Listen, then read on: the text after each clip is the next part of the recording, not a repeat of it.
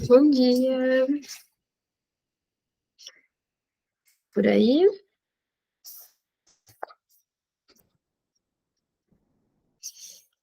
Deixa eu achar aqui. Que a gente parou. Acho que foi na página 305. Bom dia, Fê. Era isso, né? Na página 305.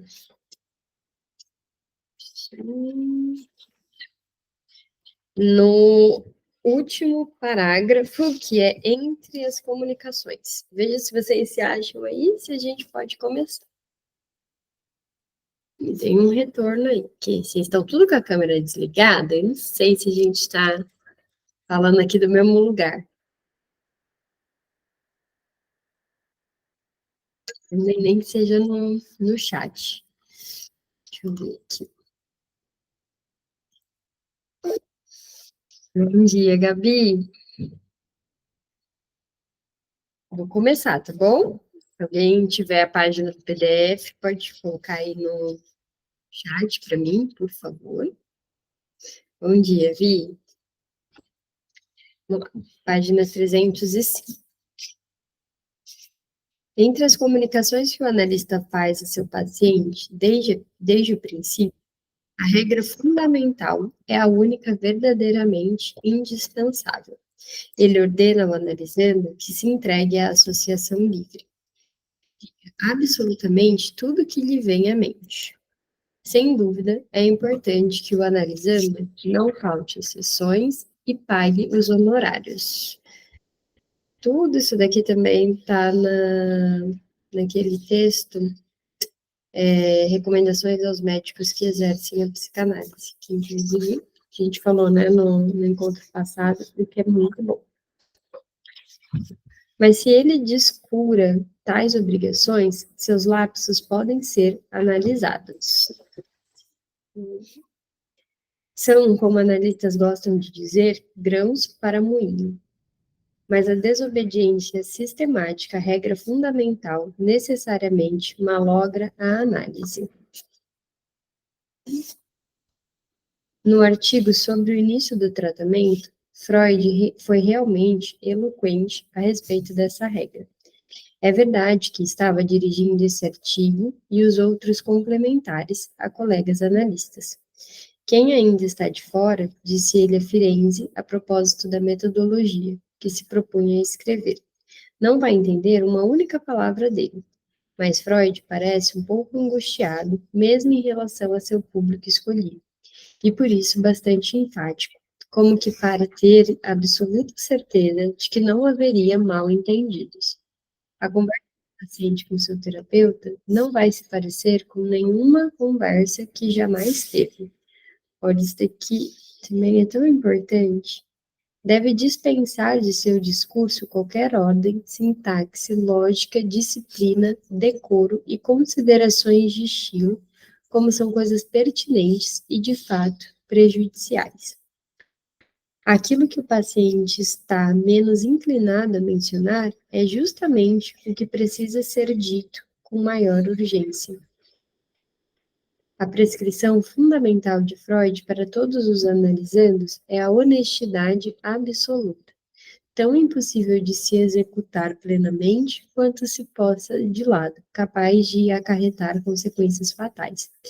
O fato de a análise ser um diálogo completamente diferente do que as pessoas têm, né, em conversas, acho que traz uma dificuldade bastante importante na clínica, né, saber as pessoas não sabendo como falar. E ainda tem gente que acha que na primeira consulta que o paciente vai, tem que dizer, bom, fala aí o que tiver na cabeça e não dá mais nenhuma informação sobre isso, passar 50 minutos restantes calados, né? Uma coisa é a gente que estuda psicanálise chegar a primeira vez lá no consultório da analista, você sabe mais ou menos o que é para falar.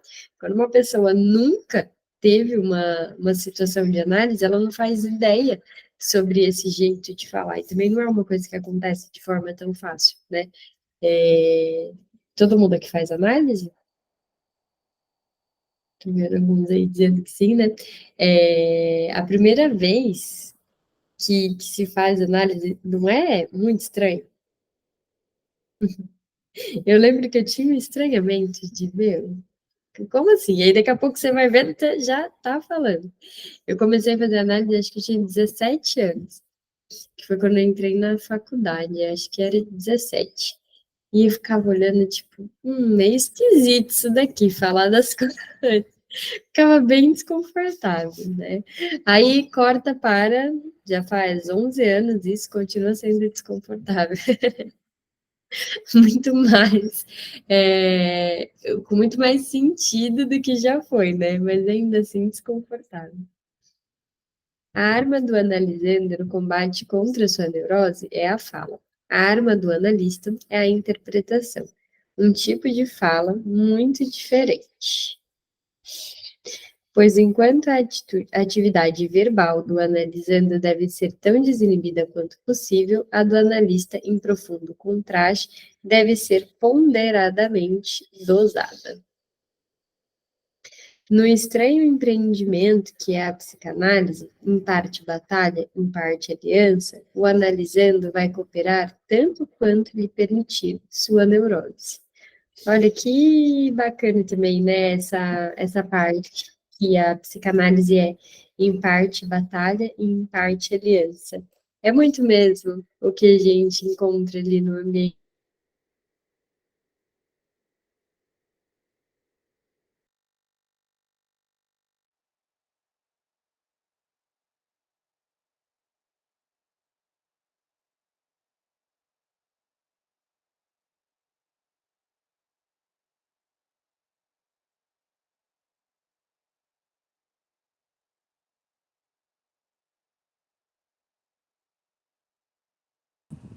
Oi, travou aqui para mim também. Para mais alguém?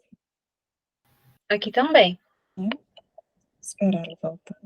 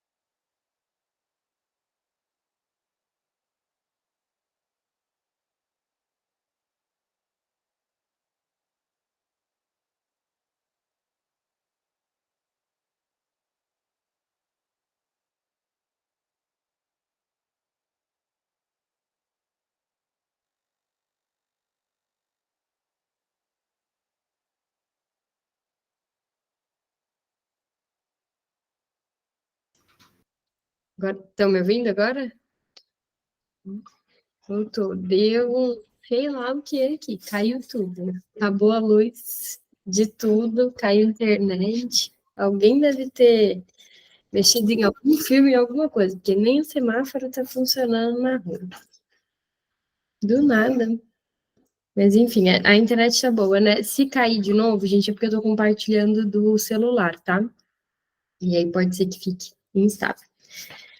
Deixa eu ver aqui. A gente estava falando, estava nessa parte de que a psicanálise é em parte batalha, em parte aliança, e eu achei bastante interessante. Não sei se vocês me ouviram falar ali na hora, mas é muito interessante, porque é isso mesmo que a gente vive com os pacientes. Por horas, né, não sei se vocês já devem ter ouvido falar isso, brincadeiras, né? Tipo, nossa, é uns tapa na cara, né? Que leva lá em análise. A gente mesmo já vivenciou isso em algum momento de quando você se descobre ali, né? Quando descobre algo sobre você que parece que você está numa guerra mesmo. Não sei se uma guerra com outro, mas uma guerra interna ali. Mas também tem a questão de ser uma aliança com o analista, de ter uma psicanálise também para uma ética de cuidado, para uma coisa mais acolhedora.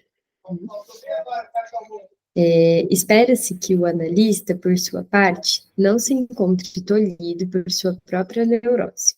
De qualquer forma, dele se exige que empregue um tipo de tato altamente especializado, em parte adquirido em sua análise didática e o resto com sua experiência clínica.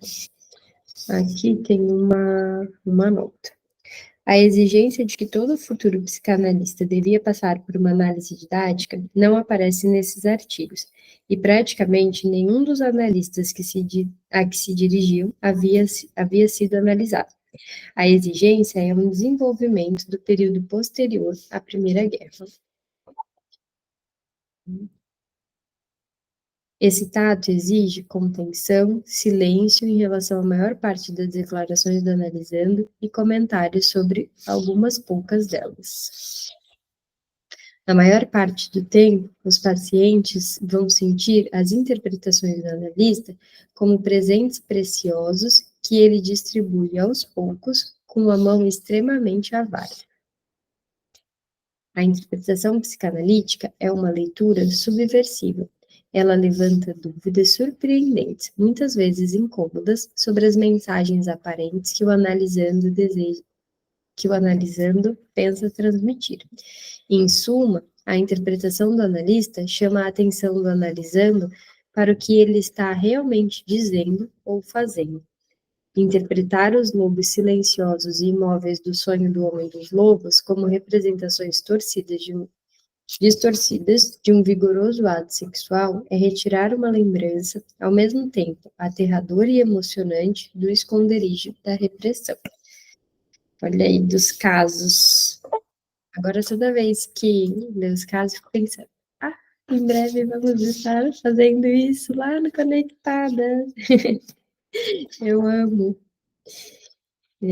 Interpretar as formalidades obsessivas do homem dos ratos como ódio inconsciente às pessoas mais amadas é também arrastar para a luz do dia o que havia sido reprimido.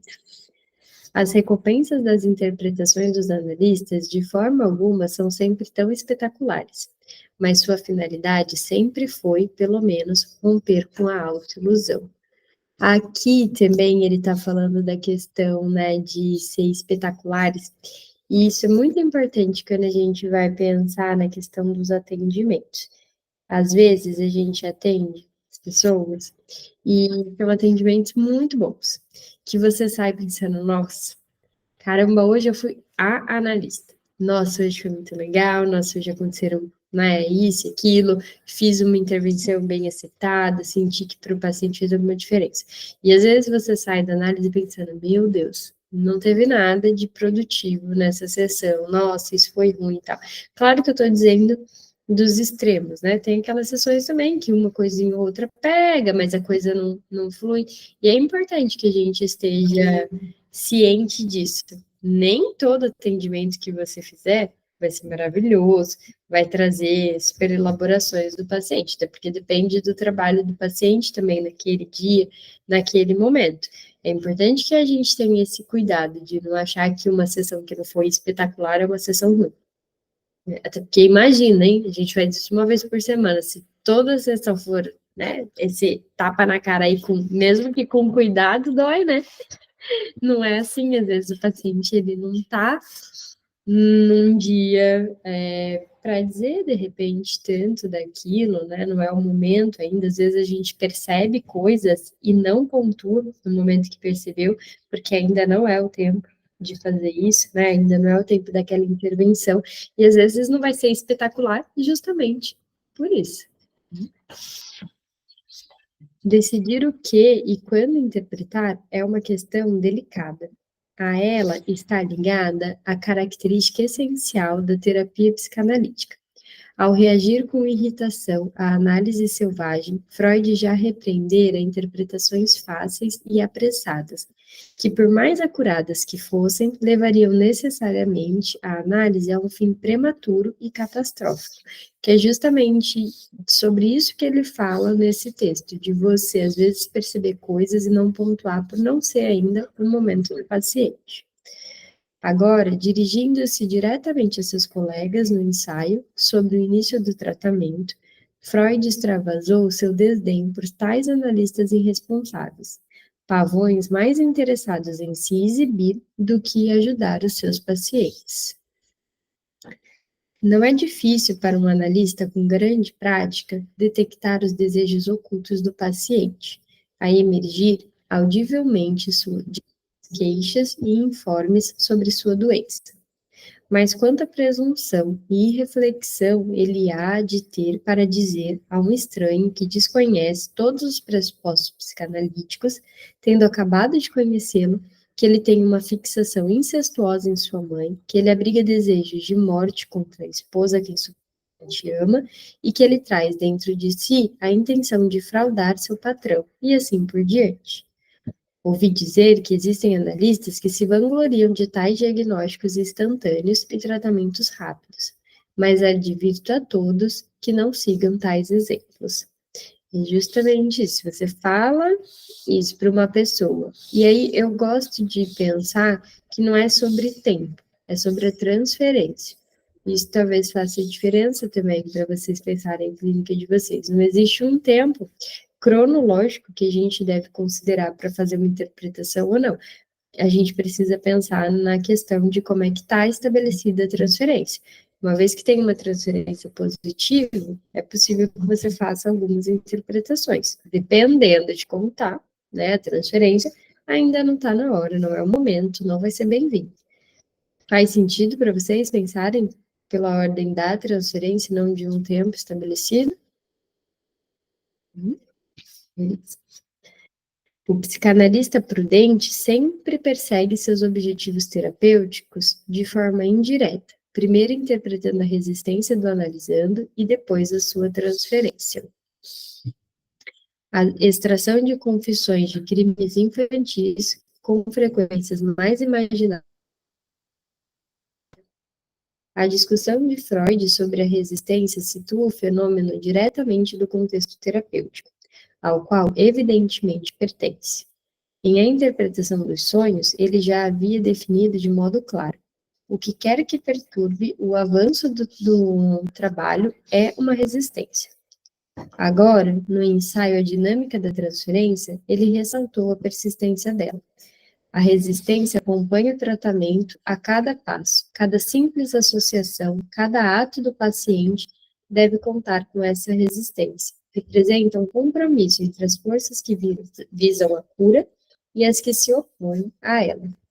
A experiência clínica estava ensinando a Freud e seus colegas analistas o quão engenhosa e infatigável podia ser a resistência dos analisandos, mesmo naqueles mais sinceramente empenhados na análise. Praticamente, tudo ao que ocorre pode servir a ela na hora da análise. Esquecer sonhos, manter-se silencioso no divã, tentar converter o tratamento numa discussão intelectual da teoria psicanalítica, reter informações essenciais, atrasar sistematicamente, tratar o analista como inimigo. Tais estratagemas defensivos são apenas os expedientes reais óbvios à disposição das forças da resistência. Ela também pode se disfarçar sob forma de obediência aos supostos desejos do analista. O chamado bom paciente, o paciente que tem uma profusão de sonhos, que associa sem hesitações, acha todas as interpretações brilhantes, nunca chega atrasado à sessão, paga todas as contas prontamente. É um caso particularmente intratável, justamente por ser tão difícil o deslindamento de suas intenções. Resistir aos esforços de cura deve parecer curiosamente irracional. É fácil reconhecer a utilidade da resistência para masoquistas, que obtêm prazer da dor, mas parece sem sentido para os sofredores que presumivelmente procuraram a análise para aliviar os seus sintomas. Sua submissão voluntária ao esforço, ônus e caráter simplesmente desagradável do tratamento psicanalítico, de certo, atesta o sincero desejo de melhorar. Mas o inconsciente obedece a leis próprias, diferentes e quase incompreensíveis. Uma neurose é um compromisso que permite ao neurótico entrar em acordo, por mais infeliz que seja, com os desejos e as lembranças reprimidas. Tornar consciente o inconsciente, o objetivo expresso da terapia psicanalítica, é ameaçar o paciente com o ressurgimento de sentimentos e recordações que ele considera melhor que permaneçam enterrados. O argumento de que o neurótico se sentirá melhor relembrando materiais reprimidos, por mais penosos que sejam, reforça a convicção racional. E no paciente existem elementos prontos a estabelecer um pacto com a saúde. Sem eles, nenhuma análise seria possível. Mas esses elementos precisam realmente lutar contra uma oposição que deseja muito que as coisas permaneçam como estão. O analista procura mobilizar e se aliar às forças normais da psique do analisando. Afinal, ele é um parceiro confiável. O ouvinte que não se choca com nenhuma revelação, não se enfada com nenhuma repetição, não censura nenhuma maldade.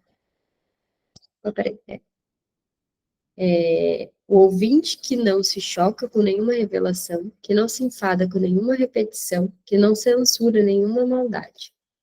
Como padre no confessionário, ele convida confidências. Ao contrário do padre, nunca faz sermões, nunca impõe penitências, por mais brandas que sejam. Era essa aliança que Freud tinha em mente ao observar que o analista só deveria começar a revelar segredos mais profundos do seu paciente depois que o analisando tivesse formado uma sólida transferência, uma relação regular com ele. Aí aqui também tem nota de rodapé. Mais recentemente, alguns analistas passaram a chamar essa relação de aliança terapêutica, mas não se trata de veneração. Para eles, reler os artigos de Freud sobre a técnica e concluir que, mais uma vez, foram em larga medida antecipados.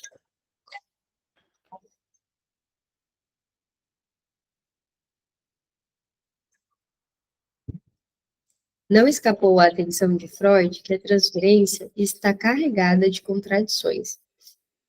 No caso de Dora, já demonstra para ele que o laço emocional que o paciente tenta impor ao analista, constituído por pedaços e fragmentos em gerais de antigos afetos apaixonados, é ao mesmo tempo o obstáculo mais intratável à cura e seu agente mais eficiente.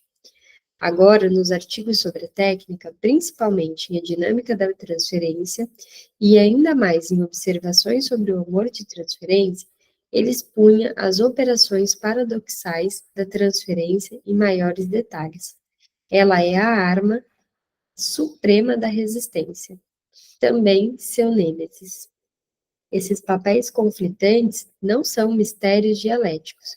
Freud distinguia 3 tipos de transferências que surgem na situação psicanalítica: a negativa, a erótica e a sensata. A transferência negativa uma carga de sentimentos agressivos e hostis posta sobre o psicanalista. A transferência erótica, que converte o analista num objeto de amor apaixonado, são ambas guardiãs de resistência. Mas, felizmente, também existe um terceiro tipo, o mais racional e menos distorcido de todos, que vê o terapeuta como um benévolo aliado na luta contra a neurose. Uma vez que as duas primeiras transferências tenham sido desmascaradas, conhecidas e desarmadas ao serem trazidas à consciência durante a hora psicanalítica, Freud chamou-a de o campo de batalha da transferência. A última transferência, mais judiciosa, pode operar com um número relativamente pequeno de obstáculos, auxiliando no longo e árduo processo de cura. Mas essa aliança razoável com o analista só pode ter esperanças de derrotar as outras quando é suficientemente intensa, quando o paciente se dispõe a tirar proveito das interpretações do analista. Nossas curas, dissera Freud a Jung no final de 1906, ocorrem por meio da fixação de uma libido dominante no inconsciente, transferência. E essa transferência proporciona o estímulo para compreender e traduzir o inconsciente. Onde ela se recusa a atuar, o paciente não dá esse trabalho ou não ouve quando apresentamos a tradução que chegamos. Ela é, essencialmente, uma cura através do amor. Tudo isso parece muito claro, mas Freud tinha consciência de que esse amor é um auxiliar extremamente traiçoeiro. A transferência sensata é muito mais vulnerável. Com demasiada frequência, o sentimento caloroso e a cooperação ativa do paciente degeneram num anseio erótico, servindo não à resolução da neurose, mas à sua perpetuação. Para dizer claramente, os analisandos têm a tendência de se apaixonar pelo analista. Um fato da vida psicanalítica que logo se tornou termos de piada e mau gosto e insinuações torpes. Sabe que uma vez, estava num ambiente de análise e aí eu ouvi uma coisa assim, bem no meio mesmo da coisa de tipo, porque eu amo você. E aí, não era um amo você no sentido erótico, não. Era no sentido de transferência positiva mesmo. E aí, depois do porque eu amo você, veio a questão de, bom, mas, né, o fato de amar você também coloca uma questão de que, não vou dizer, né, claro, preservando sempre o sigilo, não vou dizer as palavras, mas tinha aquilo de, eu amo você, mas eu entendo que o seu lugar é um lugar profissional, né? Que você está aí nesse lugar de analista, mas sabe da minha vida, sabe das minhas coisas, e isso me faz amar você em alguma medida. E a pessoa que estava dizendo não sabia nada, né, de psicanálise no sentido do estudo teórico. E eu acho sempre curioso quando vem falas assim de amo você, mas eu sei que você é a analista, e aí eu te amo desse lugar aí que você tá, sem ter a menor ideia de que isso se trata, então, né, de falar da transferência. Vocês já escutaram um Eu Amo Você? Algo nesse sentido?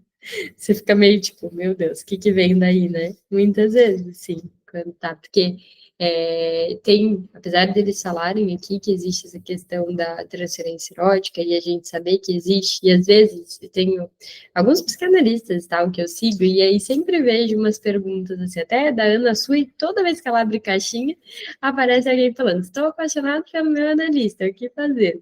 Né? Se algum paciente já se apaixonou por mim, nunca se declarou.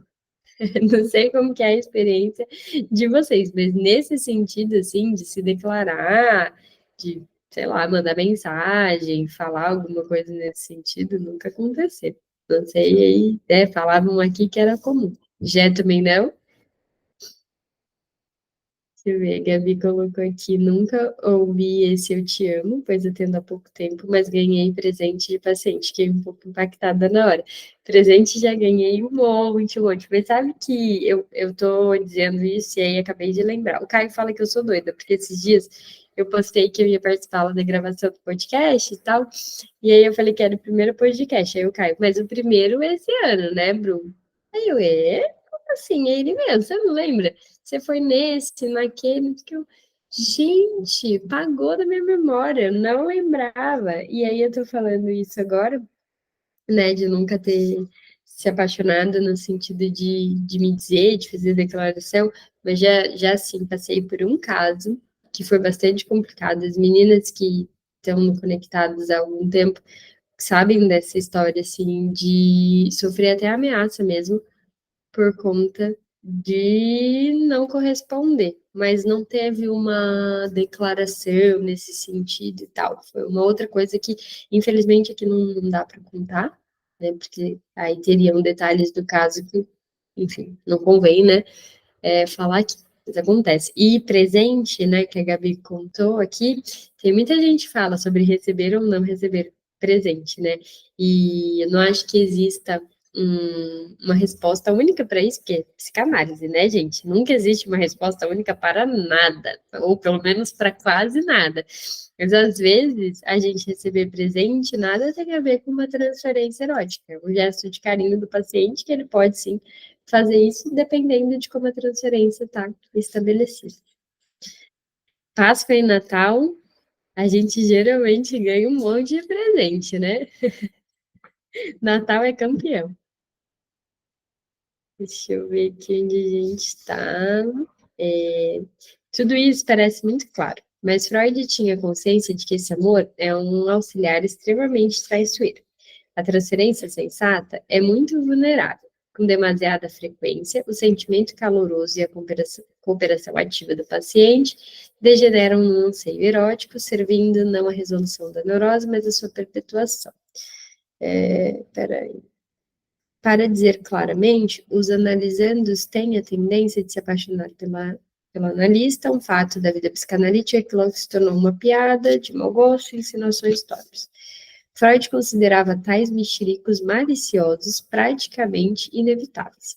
A psicanálise ofendia um número excessivo de valores estabelecidos para se manter imune a calúnias. Olha só, né? A gente continua ofendendo uma galera que se sente ofendida, né, por suas razões. Mas os episódios reais e embaraçosos eram suficientemente perturbadores para levar Freud a dedicar um artigo específico ao assunto. Escrito no final de 1914 e publicado no começo do ano seguinte, Observações sobre o Amor de Transferência foi o último de seus artigos sobre a técnica, tido por Freud, conforme ele disse a Abraham, como o melhor e o mais útil de toda a série. Por isso, acrescentou ironicamente, ele estava preparado para vê-lo suscitar a mais forte desaprovação. Mas ele o escreveu principalmente para alertar os analistas sobre os perigos do amor transferencial, e assim neutralizar tal desaprovação. O amor de transferência é ao mesmo tempo cômico e constrangedor, inevitável e infernalmente difícil de resolver. Na prática médica comum, escreveu Freud, apresentam-se 3 saídas possíveis. A paciente e o médico podem se casar, podem deixar de se ver ou podem ter um caso clandestino e continuar com o tratamento médico. A primeira solução, pensava Freud, é rara. A segunda, embora comum, é inaceitável para os psicanalistas, porque a ex-paciente apenas repetirá seu comportamento com o próximo médico. E a terceira é proibida por 2 lados, a moral da classe média e a dignidade médica. O que o analista deve fazer ao se encontrar na atraente posição de receber uma declaração de amor de sua paciente é analisar. Ele deve mostrar a ela que sua paixão apenas repete uma experiência anterior, quase sempre infantil. A paixão da paciente por seu analista não é um amor autêntico, mas uma forma de transferência e resistência. Aqui tem uma nota. Nessa discussão, Freud trabalhou com um modelo simplificado, um analista homem e uma paciente mulher, mas as mesmas regras valem para analistas mulheres tratando de pacientes homens, bem como para analistas tratando de pacientes do mesmo sexo. A engenhosidade da transferência erótica é praticamente sem limites. Nessa situação delicada, disse Freud com firmeza, o analista deve resistir a qualquer concessão, por mais plausível ou humana que ele possa julgá-la. Argumentar com a paciente ou tentar desviar o desejo para canais sublimados são vias que se mostrarão ineficazes. A posição ética fundamental do analista, idêntica à sua obrigação profissional, deve continuar a ser seu guia. O tratamento psicanalítico está fundado na honestidade. Olha, mas estou lendo isso daqui e pensando, gente, quem foi que nunca ouviu uma história, e aí eu não vou dizer de psicanalista somente, tá? De forma geral. Quem nunca ouviu uma história de pacientes namorando com psicólogo, se apaixonando por psicólogo, não sei o quê. Pelo menos uma vez na vida você já viu isso aí, não é já?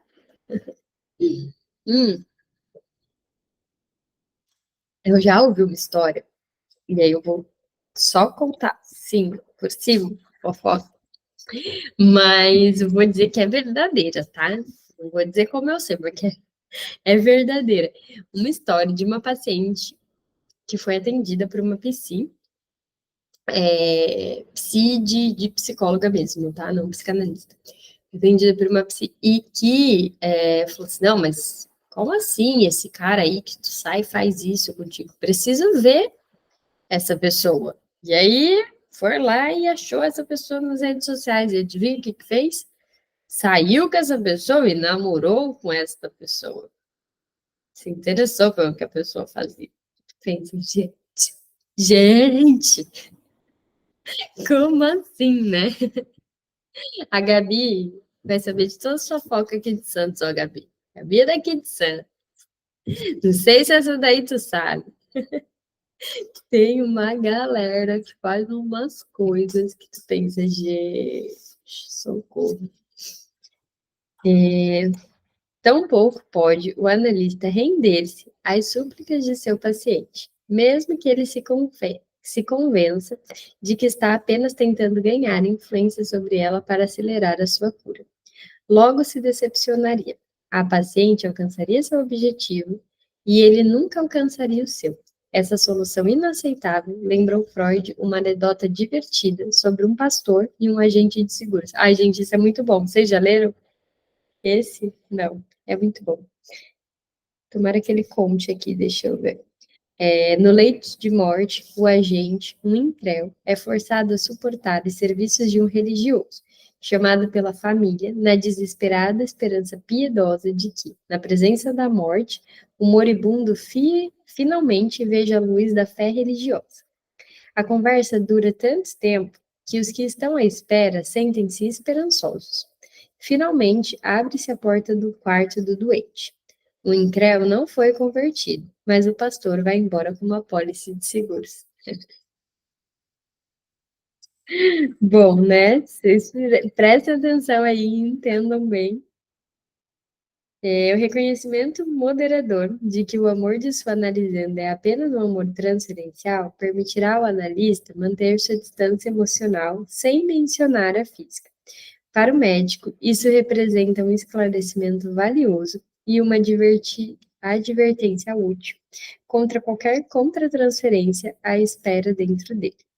Ele deve reconhecer que a paixão da paciente é extorquida pela situação analítica e não pode ser atribuída aos méritos de sua pessoa, que, em suma, não tem qualquer razão para se orgulhar de tal conquista, como seria chamada fora da análise.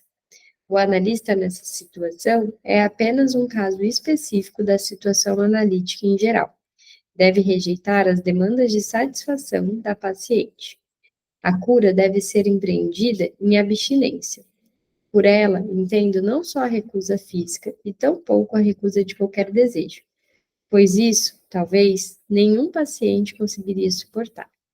Mas quero afirmar o princípio de que se deve permitir que a necessidade e o anelo continuem como forças favoráveis ao trabalho e à mudança, e que se deve guardar-se aplacá-los com sucedê-los. Essa clara prescrição era uma regra sólida e universal para o psicanalista atuante. Por mais hesitante que Freud pudesse parecer em muitas de suas recomendações, ele foi categórico em relação à abstinência. Mas sobre esse ponto crucial, o talento de Freud para as vívidas metáforas gerou uma certa confusão e desencadeou um debate sobre a técnica que nunca se encerrou. Como um modelo, Freud ofereceu a seus colegas analistas o cirurgião, que põe de lado todos os seus afetos e mesmo sua compaixão humana e estabelece um único objetivo para suas energias mentais: realizar a operação do modo mais correto e eficiente possível. A ambição do terapeuta em proporcionar curas espetaculares é, afinal, o adversário mortal de tais curas. O desejo absolutamente humano de se aproximar do paciente é igualmente prejudicial. Por isso, Freud sentia-se autorizado a recomendar a frieza dos sentimentos do cirurgião, que repele tais aspirações compreensíveis, mas não profissionais. Portanto, a revelação de detalhes íntimos sobre sua vida interior ou suas relações familiares é um grave erro técnico. O médico deve ser opaco ao paciente e, como um espelho, não mostrar nada além do que é mostrado a ele. Sabe que essa frase também, né? Então, falando da questão do médico ser opaco ao paciente, como um espelho, não mostrar nada além do que é mostrado a ele. Então, fica aqui de que alguma coisa é mostrada. Ainda que não se queira mostrar, alguma coisa é mostrada. Eu fico pensando na questão da analista grávida, né?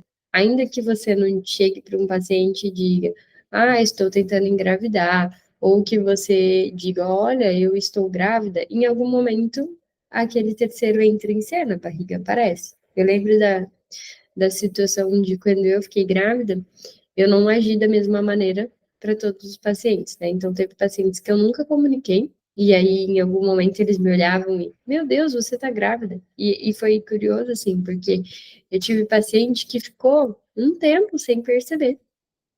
Não vi, assim. E aí, num dia, tipo, já tinha barriga mesmo, tipo, nossa, você tá grávida. Uma coisa assim que, sabe? Parecia, tipo, caramba, não tinha reparado, né?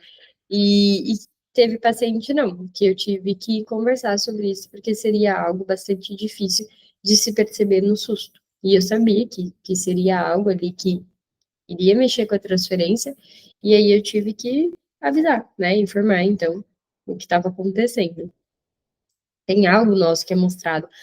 Acho que tudo na gente comunica alguma coisa, e não só na gente. Eu sempre digo da questão do consultório, né? Se você atende online, ainda tem uma outra questão, mas quando você atende presencial, o local do consultório, a maneira como você decora, a maneira como você recebe, tudo vai comunicar alguma coisa. A forma como você se veste, sua aparência física, né? De alguma maneira, isso vai trazer. Até o cabelo. Se seu cabelo é pintado, se ele não é, se você tem tatuagem, se você não tem, tudo isso comunica alguma coisa. Então, é impossível que a gente seja alguém totalmente neutro para um paciente, né? Isso não existe. Talvez na época dele, ele via as coisas de uma maneira diferente, mas hoje a gente sabe que essa história de, não, fulano tem que ser 100% neutro, não tem, não dá. Uma vez que você é sujeito, você não é totalmente neutro.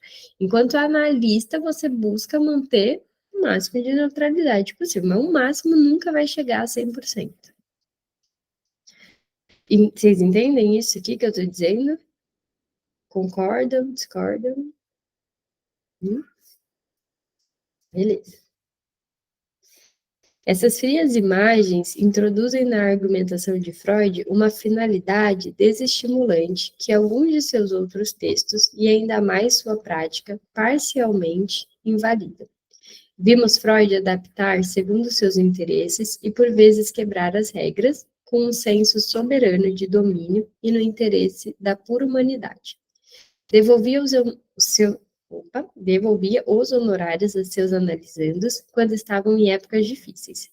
Permitia-se comentários amistosos durante a sessão. Olha aí, né? Olha, que a gente sabe das fofocas aqui, que o livro aqui conta tudo. Fez amizade com seus pacientes prediletos. Não vamos mentir, né?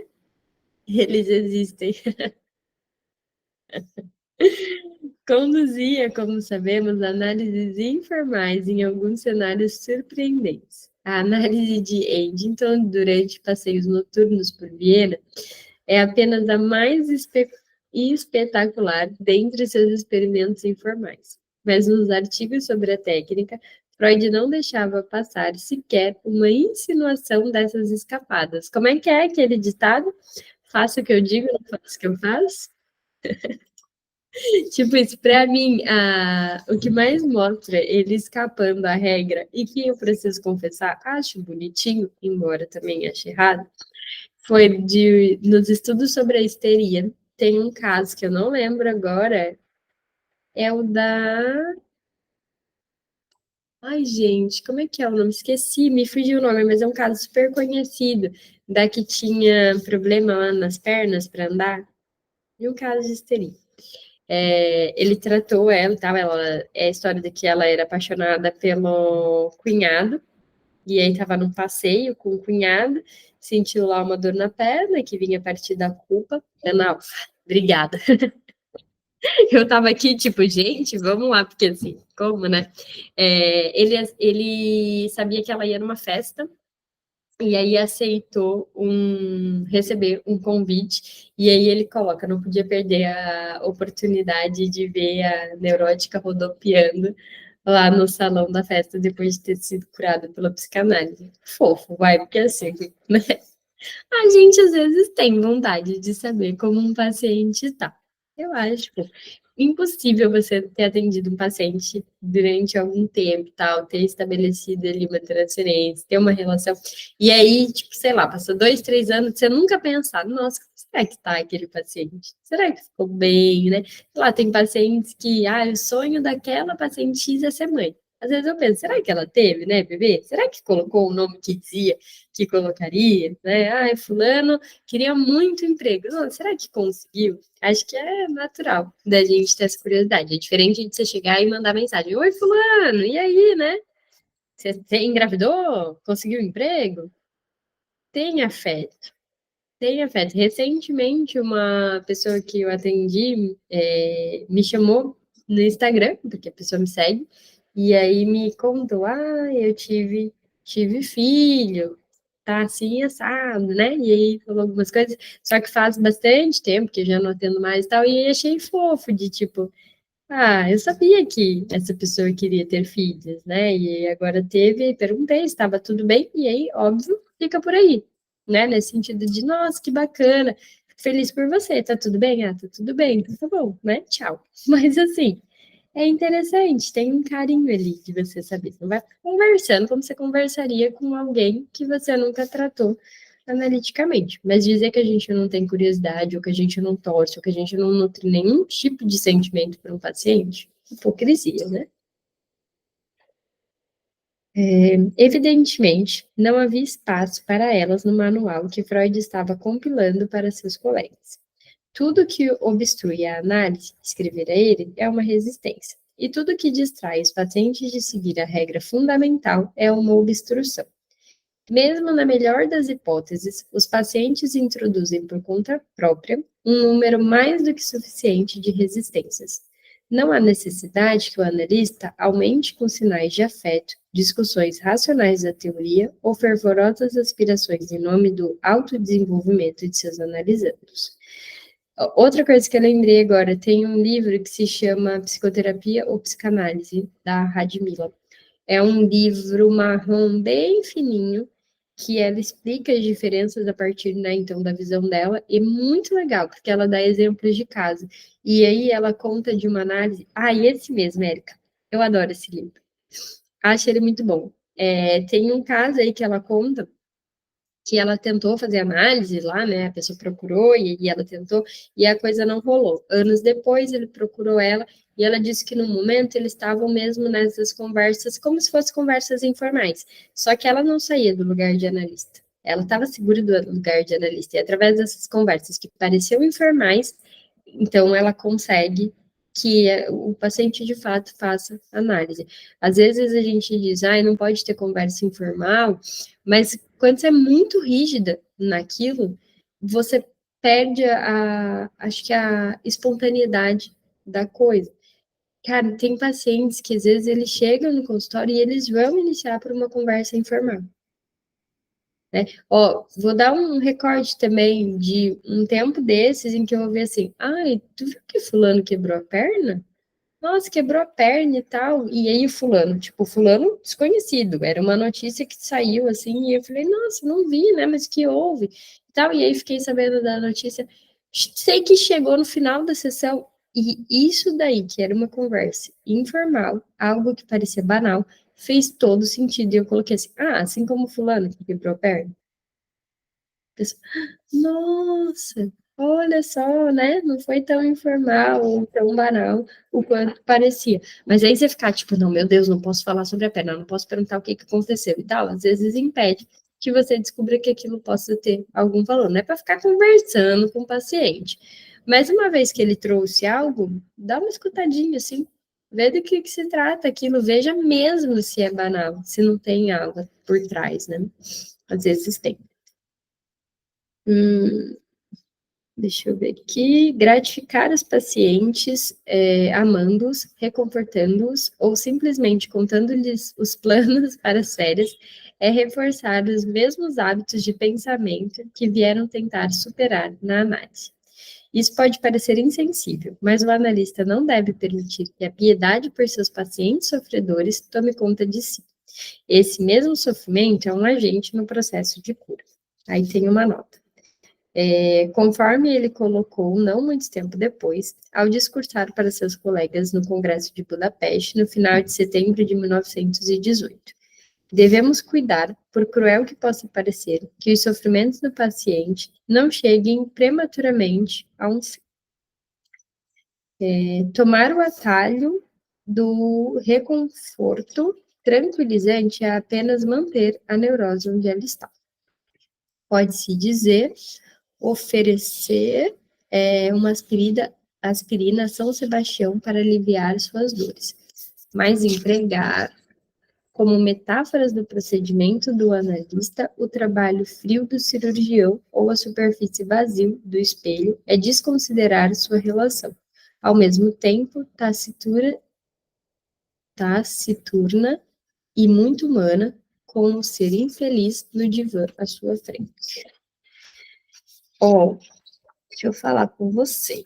Vamos finalizar por aqui. Só tem mais uma página e meia, mas é para fazer sentido. E aí na próxima a gente começa a parte 7. Pode ser? Então, beleza. Paramos na página 312. Se a luz não tivesse caído, a internet não tivesse, né, sambado aqui, dava para a gente ter terminado essa parte hoje, mas imprevistos acontecem, né? E hoje também eu não posso ficar mais porque minha pitica está dodói. Então tenho que ir lá correndo vê-la. Tá bom? Um beijo, obrigada pela presença, pela paciência. E até a próxima. Beijo, gente.